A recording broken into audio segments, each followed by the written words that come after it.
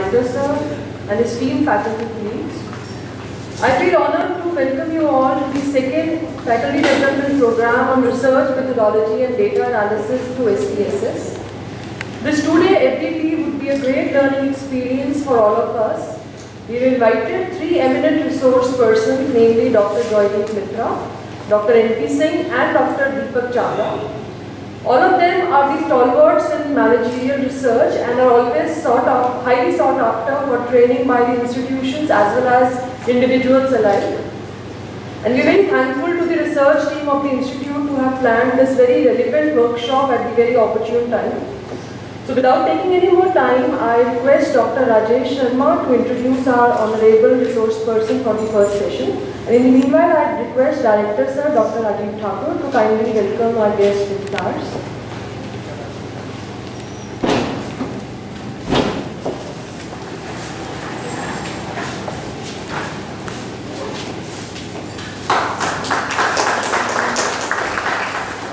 Thank you, sir. Now I invite Dr. Rajesh Sharma to kindly introduce our guest.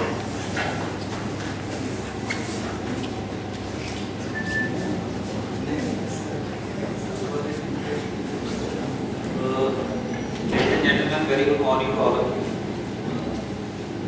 That Dr. Joydeep Mitra has requested me to be as brief as possible. So, Dr. Joydeep Mitra has been a professor at MDA since last 10 years, and he has done his post-graduation and doctorate from ISI in Kolkata. So, he is basically an expert in the area of statistics, operations, research. So, first session he will be handling. So, I will request Dr. Mitra to take over.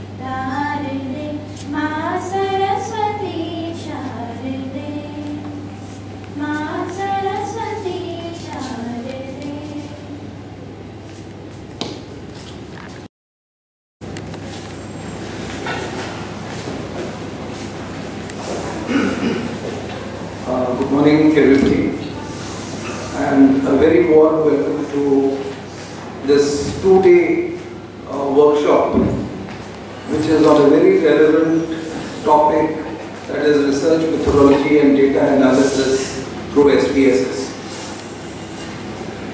First of all, I would like to thank all the resource persons, the esteemed dignitaries who will be visiting us for this workshop. Professor Joydeep Mitra is here.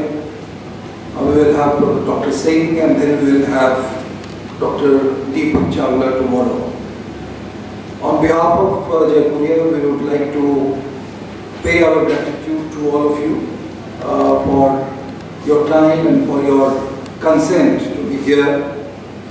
And I think the deliberations that is going to happen in 2 days' time will certainly facilitate the learning process of the participants, both from Jaipur and Noida, as well as we have our research scholars from the PhD program, and I understand that there are other fellow colleagues from other institutions as well. I don't think I should be very long, as it is the program was to start at 9:30. I think the most of the benefit should come from the resource person, when Mr. Mitra is here. But I think the relevance of this whole workshop, or when we talk of research methodology, it is increasingly getting important day by day. And it is just not of theoretical. We must understand and appreciate that it is just not an importance of theory or for academic purpose. Today's environment, today's business, today's surroundings, I think it needs more of insight, more of foresight, and more of visionary outlook towards the present and towards the future. And I think for this we need a thinking mind, a researching mind, a mind and a person who can observe, who can analyze, and who can come forward with certain conclusions. And I think in spite of the best solutions that we have, in spite of the best technology and softwares that we have, still we need that our fundamentals must be clear. Unless and until our mind and our skill and our competency is adapted to use those tools in a proper way and to analyze the data and analyze the information in the correct manner, I think we are not going to get the right advantage out of it. And that's where the importance of this 2-day workshop, and that's where the importance of the expertise of these three eminent resource persons that we have, and the kind of peer learning that we'll have in this setting. And why I say this, that why this is important, we must understand that increasingly, I mean, we had somewhere, we thought that it was a relatively stable world. Then we started talking maybe 20 years back that we are entering into a dynamic world. Then we came across terminologies like uncertainties, and then we had globalization and dynamic influences. And every 2 years and 3 years you find the situation in the surroundings is becoming more and more complex. Today we talk of a VUCA world.